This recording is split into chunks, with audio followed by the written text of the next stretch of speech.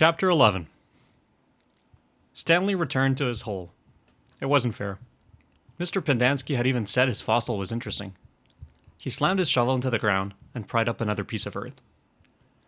After a while, he noticed X-Ray had come by and was watching him dig. "Hey, caveman, let me talk to you for a second," X-Ray said. Stanley put down his shovel and stepped out of his hole. "Say, listen," said X-Ray. "If you find something else, give it to me, okay?" Stanley wasn't sure what to say. X-Ray was clearly the leader of the group, and Stanley didn't want to get on his bad side. "You're new here, right?" said X-Ray. "I've been here for almost a year. I've never found anything. You know, my eyesight's not so good. No one knows this, but you know why my name's X-Ray?" Stanley shrugged one shoulder. "It's Pig Latin for Rex. That's all. I'm too blind to find anything." Stanley tried to remember how Pig Latin worked. X-Ray went on, "Why should you get a day off when you've only been here for a couple of days? If anybody gets a day off, it should be me. It's only fair, right?" "I guess," Stanley agreed. X-Ray smiled. "You're a good guy, caveman." Stanley picked up his shovel.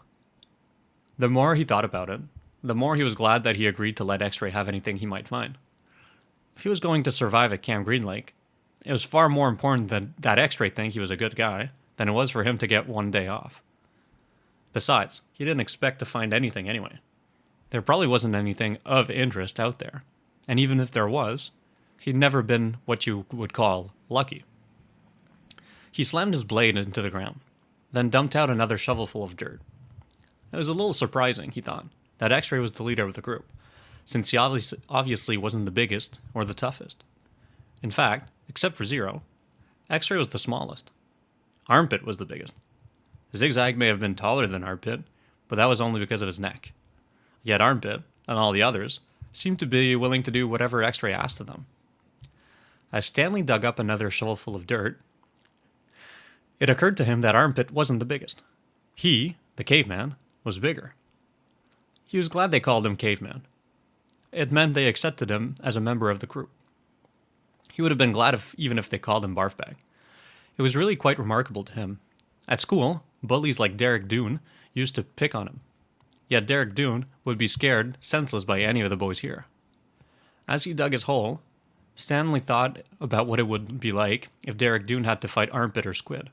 Derek wouldn't stand a chance. He imagined what it would be like if he became good friends with all of them, and then for some reason they all went with him to his school, and then Derek Doone tried to steal his notebook. "Just what do you think you're doing?" asks Squid, as he slams his hands into Derek Doone's smug face. "Caveman's our friend," says Armpit, grabbing him by the shirt collar. Stanley played the scene over and over again in his mind, each time watching another boy from Group D beat up Derek Doone.